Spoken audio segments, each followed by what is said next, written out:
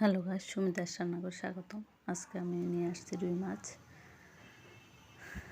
মাছের রেসিপি। রুই মাছগুলো প্রথমে হলুদ লবণ দিয়ে ভালোভাবে মেখে নিয়ে একটা ফ্রাই প্যানে তেল গরম করে নিয়েছি। তারপর মাছগুলো দিয়ে দেবো একে একে।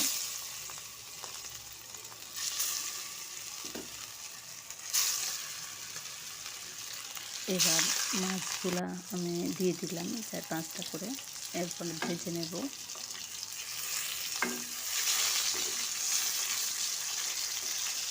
একটু দেখেন আমার একটু হয়ে গেছে, আমি অন্য কিছু ভেজে নেব।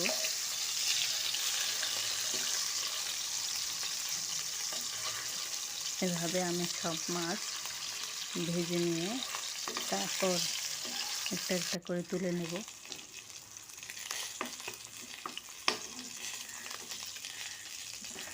এই তো দেখেন আমি মাছগুলো ভেজে নিয়ে তুলে নিয়েছি। এখন এর মধ্যে আমি ফ্রাই প্যানে তেলের মধ্যে পেঁয়াজ দিয়ে দেব আর একটা কাঁচামরিচ দিয়ে দিয়েছি।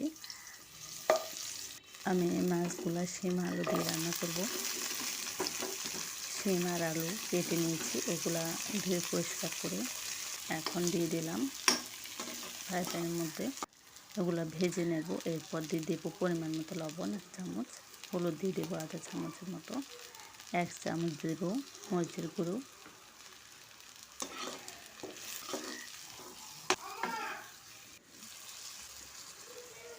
তারপর দিয়ে দেবো আদা বাটা আধা চামচের মতো, দিয়ে হালকা করে পানি দেব।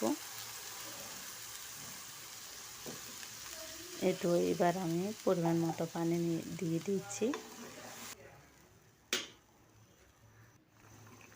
পানিগুলো ফুটে আসছে।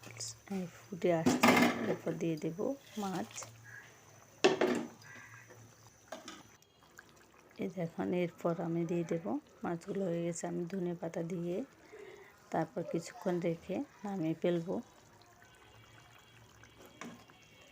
এই তো দেখেন আমি ফেলতেছি, একটা বাটির মধ্যে নিয়ে নেব। চুলাটা অফ করে আমি একটা বাটির মধ্যে দেখেন নিয়ে নিয়েছি।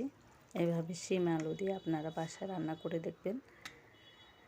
শীতকালীন সবজিগুলা খুব ভালো লাগে, এভাবে রান্না করবেন। সবাইকে অনেক অনেক ধন্যবাদ।